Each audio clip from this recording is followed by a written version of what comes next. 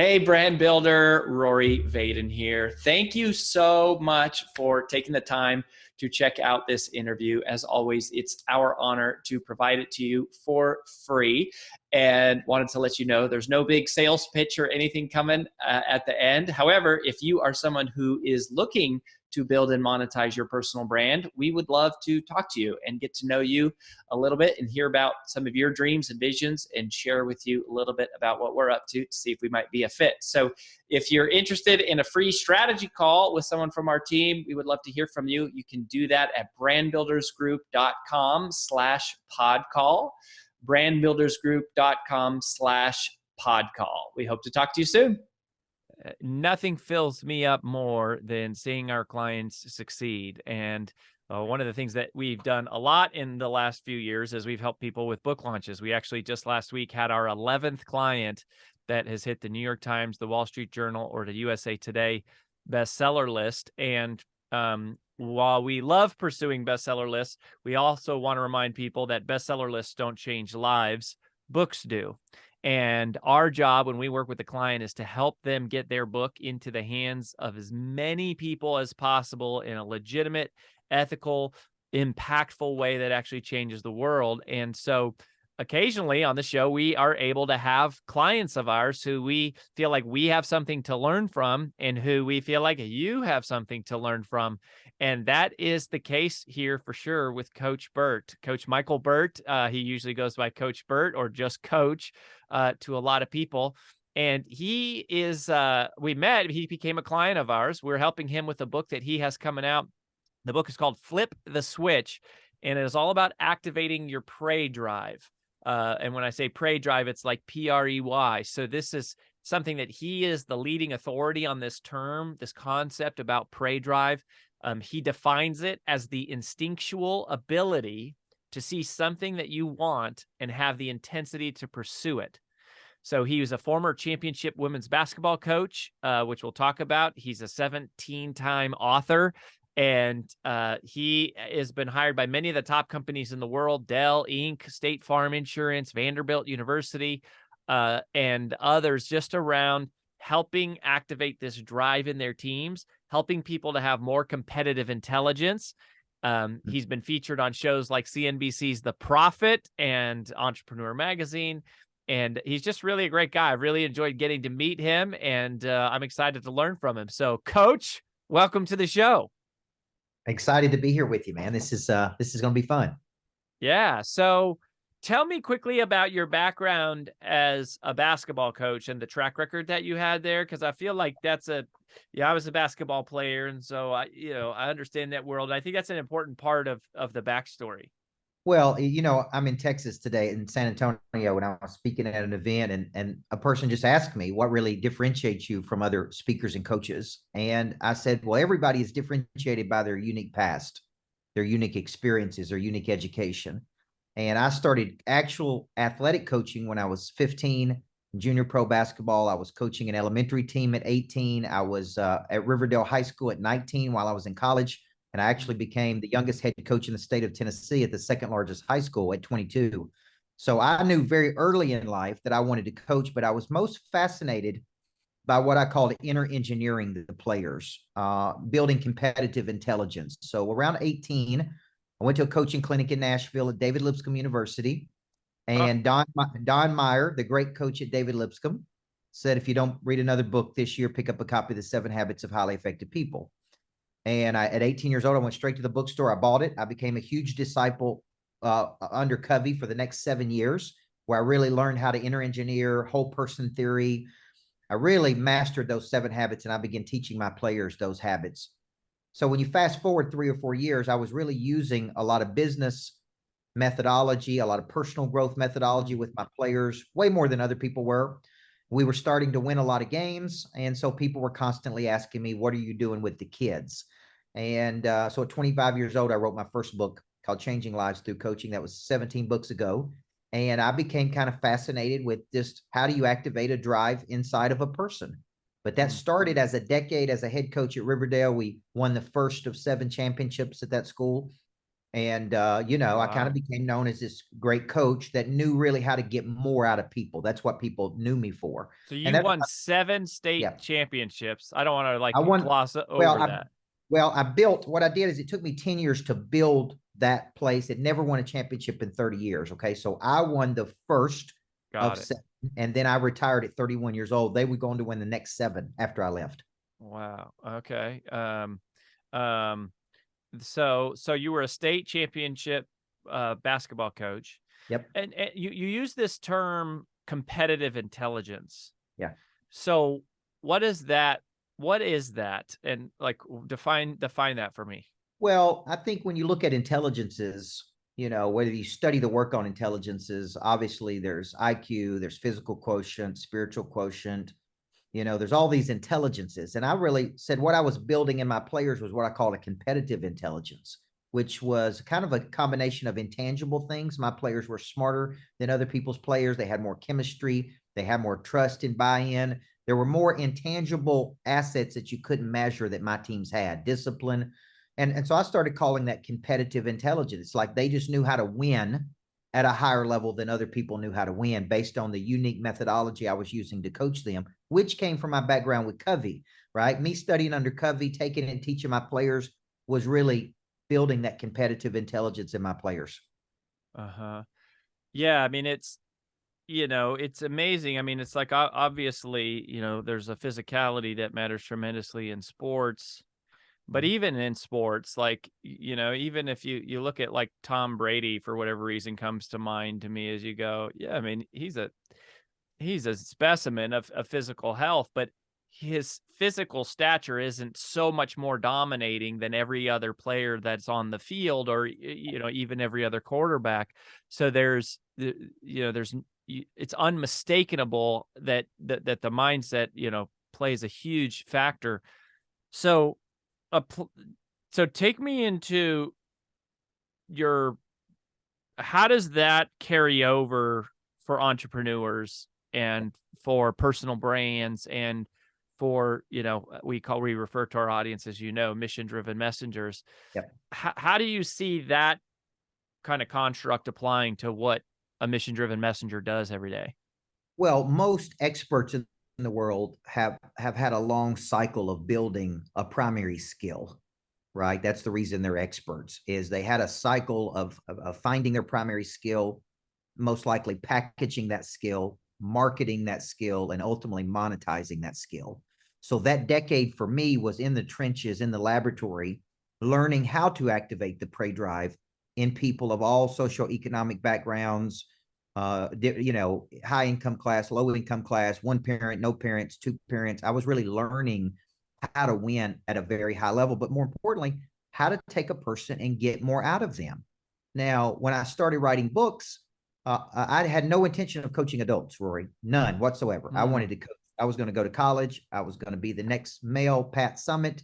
I was going to go on to coach at a major university. That was my trajectory. But when I started writing books, people started calling me and said, "Hey, will you come over and speak to my team?" And it was companies like Dale, State Farm, National Healthcare. And I would just go speak for an hour and then go back to the players, right? Go back and coach. Well, I would go over and speak and they would say, "We want you to come back." And I said, "Okay, what do you mean?" And I said, "Well, come back once a quarter, come back." And then people started saying, how much would it cost for you to coach our people? And I had never really thought about that. So I'm like, man, I'm a high school coach. I'm trying to win championships. I really love the kids. I'm not interested in doing this. But the numbers was 6 figures. They would say, but I can be bought. Let's be hey, clear. I love the kids. I love basketball, but like anyone, I can be bought. I mean, let's be honest. Yeah, I mean, now the funny thing was people started saying, well, what if we paid you $150,000 to be our coach? And of course, as a high school basketball coach, that was a lot more money than I was making. And I was working 80 hours a week, but I hadn't fulfilled my mission, which was to bring a championship to that school. And that's really what I promised my boss when he hired me at 22 years old. So I didn't leave. I didn't retire until I brought the place to a national, championship. Then I stayed one more year because I didn't want to retire after I had won a championship, just to show that that's the kind of person I am. And then I retired at 31 years old. And my speaking and coaching career really took off because it was the recession of 08. I retired in the spring of 08. And so banks were hiring me, mortgage companies, real estate companies, home builders, because they couldn't sell anything. And so it was like, man, this dude's got a lot of what I call today prey drive. He's got a lot of energy. He understands how to win. So why don't we start paying him? And I was routinely signing 6-figure contracts in '08 to come into companies and try to get more performance out of their people. Mm-hmm. So And how do that's we do that? what started that. How do we do that? So how do we get more performance out of ourselves, our people? How do we actually activate this prey drive? Well, this is what the whole new book is about, which is called Flip the Switch. I trademarked the 2 words prey drive in humans. An animal has a prey drive. It is the animal's ability to stalk, capture, and kill prey. And God gave me the gift of association. I can hear a concept, I can quickly associate, deconstruct a concept, codify it, package it, and then deliver it in a way that activates something inside of another person. And so when I heard that word prey drive, those 2 words, I'm like, humans have a prey drive. I had this big revelation. I was with my wife at a conference. The guy said prey drive. I looked it up and I said, humans have a prey drive. It's just not been activated in so many people. And I told my wife, this is what I've been doing since I was 15 years old. I just didn't know. I was looking for a new way to talk about an old thing, right? I was looking for some bourgeoisie. I was looking for a new way to talk about motivation. And so what I did is I studied the top 20 motivational theories. I deconstructed those theories. I then associated those theories with 30 years of me actually coaching all walks of life. I spent 4 years in the prison system, rehabilitating maximum security offenders. I've coached multimillionaires. I've worked with billionaires. I've worked with people just trying to get started. And I've kind of taken motivation and turned it into a science. So there's 3 phases of this drive. Has to be activated. And in the book, I talk about 5 activators that I have seen. Once the prey drive is activated, then there must be a persistence to that prey drive to really accomplish something big. This is why mastery is so important. And then there must be an intensity to that prey drive, which is targets, timelines, a game to play, a scoreboard, right? And typically people fall off the wagon. So the first step is to figure out the 3 phases where people fall off the wagon and then go to work on these 5 activators that I talk about in the book. So you're saying, so step 1 is it's got to be activated. Number one, one's got to be turn it on, flip the switch, to use the title of the book, right? So right. we have to flip the switch, turn the prey drive on. Then we need to do something about persistence, like to keep it going. And then you're saying refinement. Okay. Yes. And then intensity, what you're saying is like intensity comes from like having a target or a goal or a timeline or, a competition or something like that. So, so let's talk about the activation. Cause I have to say that it struck me once I understood, actually once I saw the word PREY, like when I saw it spelled out, it made more sense to me. And it caught my attention of like, I associated it personally with like a killer instinct and basically just like, some people are turned off. They have no ambition. They have no drive. They have no pursuit. They've got nothing that they're going after. And I think it's, there's always but a lot of people would say you can't motivate someone. The one thing you can't do is motivate someone, which I've always struggled with. I don't agree with that. I think there's a number of things you can do. And I feel like you're sort of saying the same thing here. So, talk to us about how to activate it. And, and if you want to let's run through some of the activators about how to flip that switch in ourself or our team, or maybe a child, but flip it. When you think about activating the prey drive, it is an instinct's ability to pursue potential, opportunity, a better life, right? And most people, it has not been activated. And you're saying it's instinctive. So you're saying that we all have this somewhere deep down, turned off, buried, whatever you want to say, but we all have the ability to pursue. That's correct. Yeah, I think if you look at kids, I have a 2.5-year-old son and a 12-week-old daughter and a 10-year-old daughter. And listen, they pursue. They see things they want and they pursue them, right? And what happens, I just coached a group of real estate agents today, insurance agents yesterday. The best ones pursue opportunity, pursue deals. They follow up. They see something through to its conclusion. They understand they have to activate this drive every day. So when I looked at the 5 activators, I said, okay, what have I seen that activates people's drive to want more, right? Because satisfied needs never motivate, only unsatisfied needs. The reason we become complacent is because our needs are met, okay? And that's really, when you study the motivational theories, they all say the same thing. We move toward things we want. When we're hungry, we move toward food. When we're lonely, we move toward people, right? We move toward things we want and what we think will make us happy. So when you think about activating, I started looking at this. Fear is a tremendous activator of prey drive, right? And psychologists would tell you, when you're afraid, you fight, you flee, or there's a third thing they're now saying is you freeze, which is what a lot of people are doing in today's economy. They just freeze. They don't do anything. Okay. So fear is an activator of prey drive. When you are afraid of losing something that matters to you, it will activate your drive. When you're afraid of going broke, when you're afraid of going back to the way you used to be, when you're like, fear can be one of the strongest drivers of a person's prey drive. Now, here's an example. In March of 2020, you're in a very similar business that I'm in. Okay. I speak, I drive leads. We generate those leads to a coaching business, right? And we're generating about 3,000 leads every 90 days right now. Well, in March of 2020, there was no speaking engagements.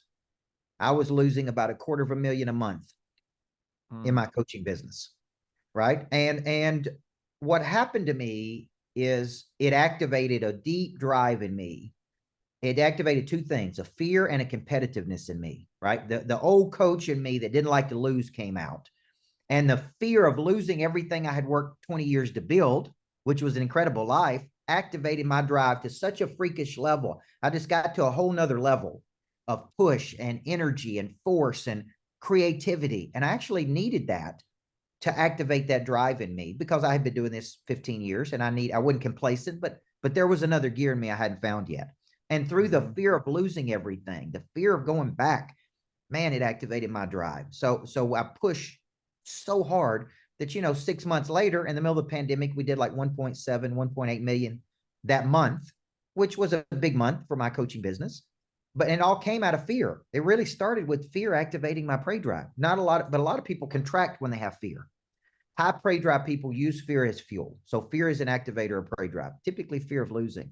Yeah, I mean that, like, the thing that popped into my mind was like, a mama bear kind of thing of like, you see your kid getting attacked by, some animal or whatever, and all of a sudden you just go savage, right? Like you go on them. So that makes a lot of sense. That's powerful. It also, to me, like, really reframes, that there's very much a healthy side of fear beyond just staying, safe, but like hitting that gear.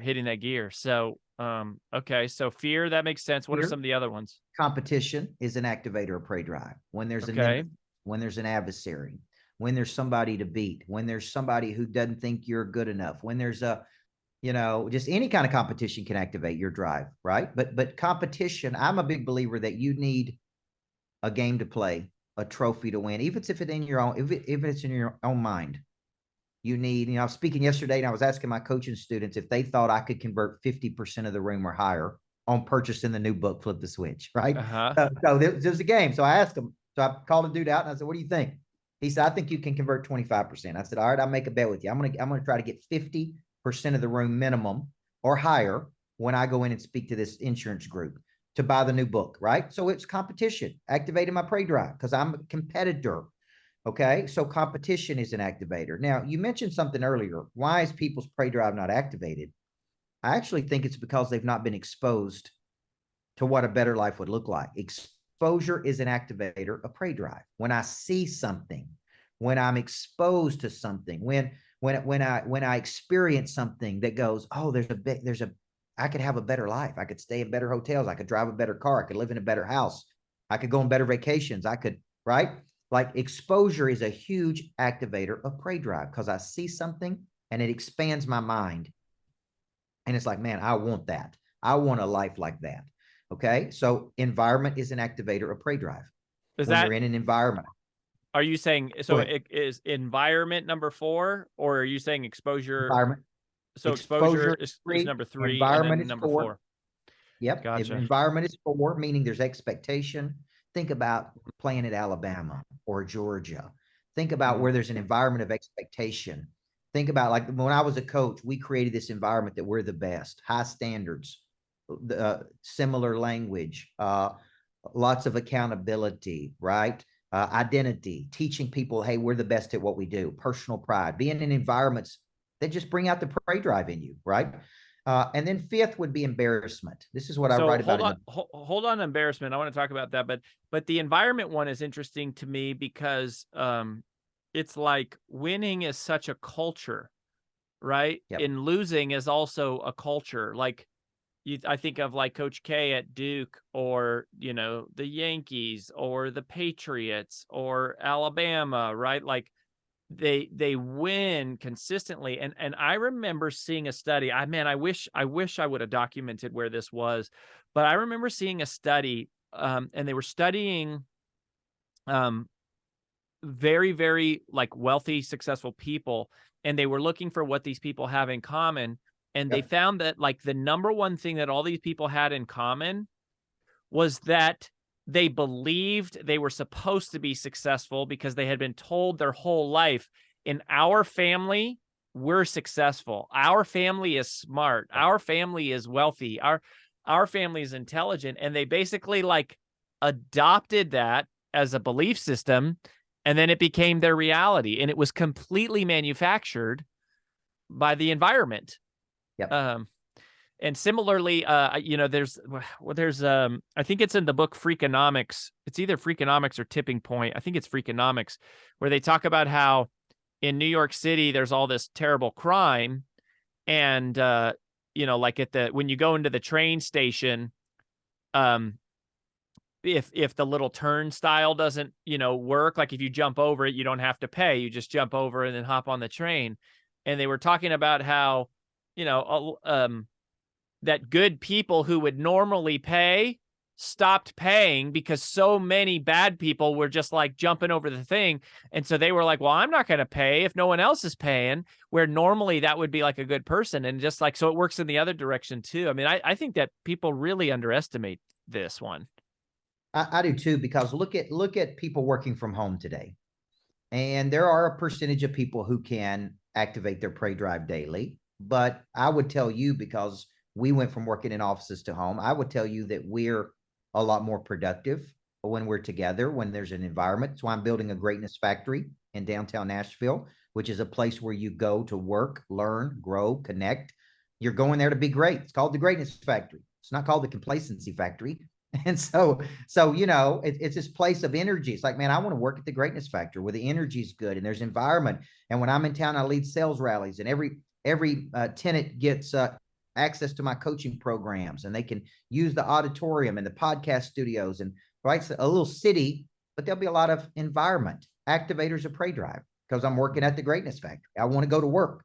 So environment, that was a big one that I built as a coach. When I went to Riverdale, they had never won a championship in 30 years. I mean, it was 1979. I had to really build an environment. So we redid the locker rooms. We changed uniforms to nicer uniforms. We redid the hallways. We put big things of we're the best. I brought in gold, rings, championship rings for the players to wear, gold balls in there for them to see what they look like. A lot of visualization on what it's like to be a champion. It took me 10 years of sewing this into my players, but over a 10-year cycle, they begin to believe we're the best. And when you're here, we activate the prey drive. Now, people do not wake up with their prey drive activated. I tell people this when I speak. Just because I write motivational books, just because I wrote this book, does not mean I wake up with my prey drive activated. I wake up just like everybody else does. Sometimes I'm tired. Sometimes I'm irritable. Sometimes I'm frustrated, right? And so I teach in the book, how do you activate it every day? How do you go into battle every day, right? King David was a great king in the Bible until he stopped going into battle. Right. And his own troops talked him out of going into battle. Right. We're at our best when we are pursuing, when we are engaging, when we're in the game. This is why retirement is such a bad idea for people, because they quit pursuing their potential. They make themselves not as valuable in the world because they basically said, I'm used up. Right. I don't have anything to pursue. So environment is important. And then the fifth one is embarrassment. And I don't use embarrassment as a coach like negative. And some coaches do. They talk the way they talk to people. I don't do that. I talk to people from an affirmative perspective, like, Rory, help me to understand, man, you're the best. I brought you here because you're the best in the world at what you do, man. You have a pure, unique ability and unique talent. Help me to understand why you're not playing at the level you're really capable of playing. Help me to understand why you're doing 4 deals a month when you could be doing 12 deals a month. Help me to understand why you're doing this versus this. I speak to people in a way that they go, you know what, this is embarrassing. The way I'm playing at the level I'm playing is embarrassing to me. And I want to play at a higher level. So that's the way I talk about embarrassment in the book, is you look at yourself versus your potential and you go, man, I'm not even close to where I'm capable of doing. And I want to do better. I want a better life. I want to level up. Mm-hmm. It's funny that you use this, like this might just be my reticular activating system, but literally today I was listening to an interview with a good friend of mine, John Gordon, also a client of ours and mentor of mine. And I was listening to an interview between John Gordon was interviewing Matthew McConaughey. And he asked Matthew McConaughey, where does your willingness to work so hard come from? And Matthew McConaughey literally said, because if I didn't, I'd be embarrassed. Yeah. And he said, I would be so embarrassed to my friends, to my family, to God, to myself. I'd be so embarrassed that I never lived up to what I was capable of. I mean, it's just, I don't think I've ever heard anyone use that in a positive way. And now here today, twice in the same day, like, that's really powerful. Well, I'm glad you said that, because I actually take a contradictory view in the book of Finding Your Why. Chapter 3 of this new book is called Screw Your Why. And it's called that because I actually, I've coached people for 31 years. I think it's a great book. I think Simon Sinek is a genius. However, having said that, I do not believe a person has to find their why to do something big in the world. I actually believe your purpose finds you when you are taking action and pursuing a curiosity, pursuing something you're fascinated by. So I believe in something called because goals. See, you just said it about Matthew McConaughey. A because goal is a big reason that you do something even when you don't feel like it. Okay? Because if I don't work hard, I'll be embarrassed. Because I grew up without my dad, I want to be a good dad to my kids. Because, right, when they asked Tom Brady why he played so hard in the Super Bowl, where they came back when they were down 30-something points at halftime to the Falcons, he said, because my mom was dying of cancer and I flew her in for this game. And I didn't want to lose the Super Bowl with my mom in the stands. See, what I talk about in the book are these because goals. And a because goal is a big reason, because I make the argument that you can know your purpose and still not be motivated. Your prey drive still not be activated. I could know I'm supposed to coach people today, but when it came time for me to go motivate those real estate agents today, what if I didn't feel like it? Because a coach poured into me when I was 6 years old, changed my life. I made up my mind I was going to spend the rest of my life pouring into other people. Because I see myself as the best at what I do. Because I don't want to be embarrassed by my performance. See, this is a because goal. And when I know a person's because goal, and I know the activator, the primary activator, the prey drive, I can really help a person get to a higher level, because you and I both coach wealthy people. I mean, I've coached people making 500,000 or 600,000 a month, $1 million a month, 3 million a month. They still lost their prey drive. So it's not about them versus the money. It's about them versus their potential, them versus what they're really capable of doing. And I need to know their because goals and why they would want to play at a higher level. Mm-hmm. When you were talking, it reminded me. So I had a conversation with Ed Milet not that long ago. So, we're obviously been a strategist for him. And it was after his book launch. And we were talking about like other things that we can support and do and help him with. And we were talking about some presentation skills stuff that we do that's really, really next level. Some of the stuff we teach about the psychology of laughter and how to create a physiological change in the audience, and how to gracefully sell from stage, and advanced levels storytelling skills, and just like mastery level stage mechanics. And I just said, I don't think he would mind me sharing this. He was asking me, he was like, okay, what do I need to do to see the training? And I literally responded. I was like, well, Ed, you're already legitimately. And I said, I was like, I'm not pumping you up full of fluff. Like, you're already one of the best speakers I've ever seen. And Yeah. he got pretty short with me. And he literally said, he goes, Rory, I don't want to be one of the best speakers the world has ever seen. I want to be the best speaker the world has ever seen. He's like, send me the training. And I was like, that activated his prey drive. See, when somebody shook Michael Jordan's hand and said, good game, it infuriated him. That activated his prey drive. When George Karl didn't acknowledge Michael Jordan at the restaurant the night before they played the Supersonics, it infuriated Jordan. It activated his prey drive.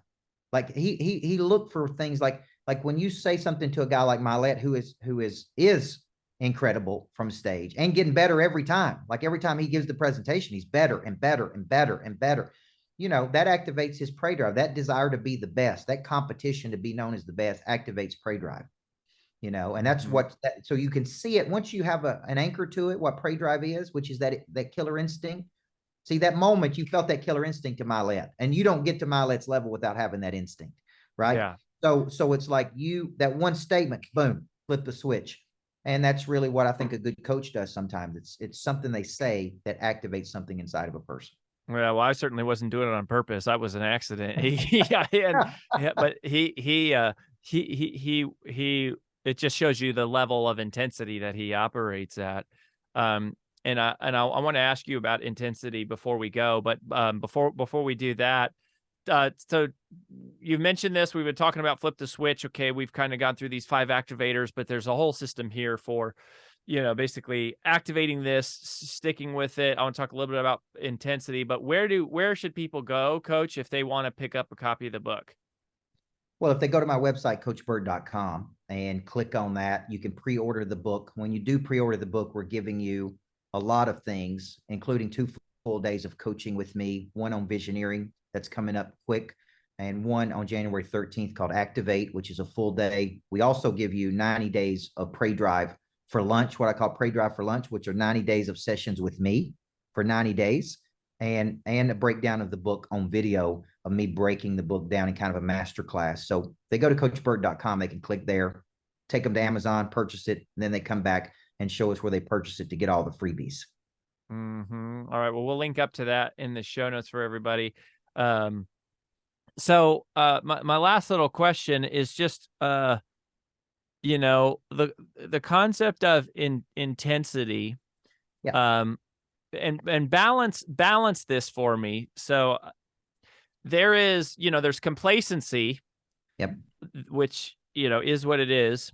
But I've also been in, some circles that talk about enoughness and going, okay, is there ever a point where you have enough to where you go, I've got enough. Like, I don't need to keep chasing. I don't need to keep like always moving the goalpost, so to speak. So I'm curious about your assessment on either the balance of enoughness with intensity, or do you not really believe in enoughness at all, or like just what's your personal philosophy there about intensity, like intensity and rest, or intensity and enoughness? Obviously you don't believe in complacency. Complacency is the enemy, it sounds like, but how do you reconcile that, or is that not really the concern because people spend plenty of time resting and they need to get more time getting their butt in gear? Like, I'm just curious of your thoughts.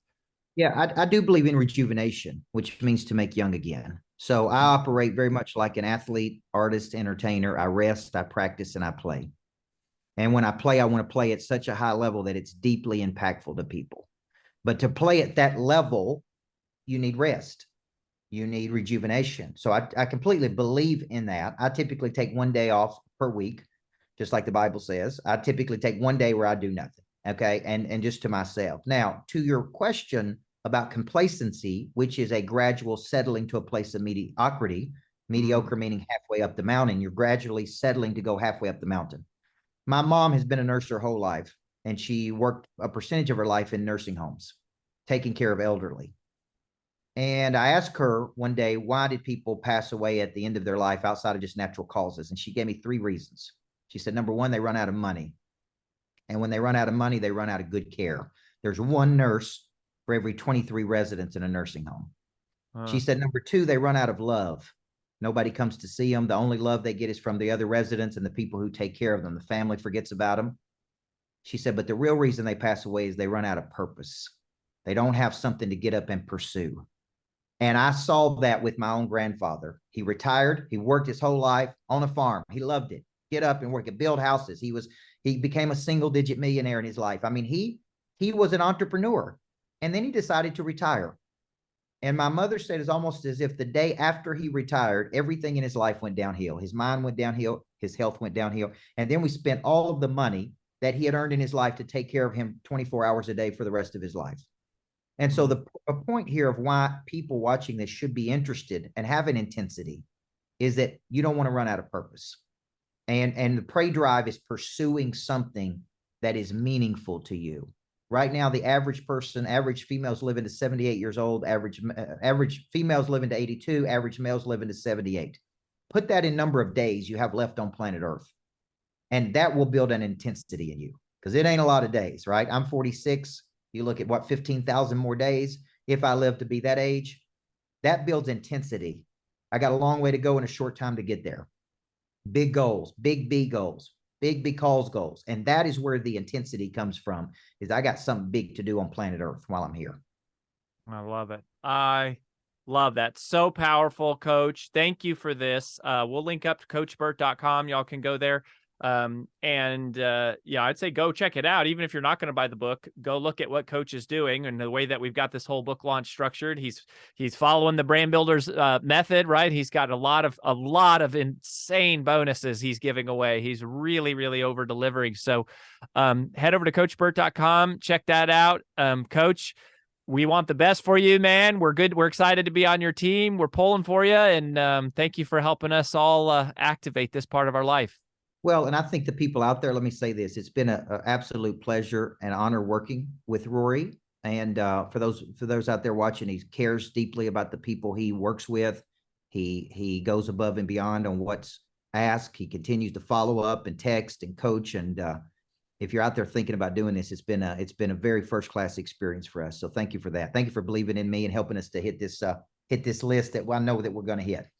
All right, my friend. So yeah, everyone stand by for that. Coach, we'll catch you next time. Thanks for being here. All right. Thank you, big guy.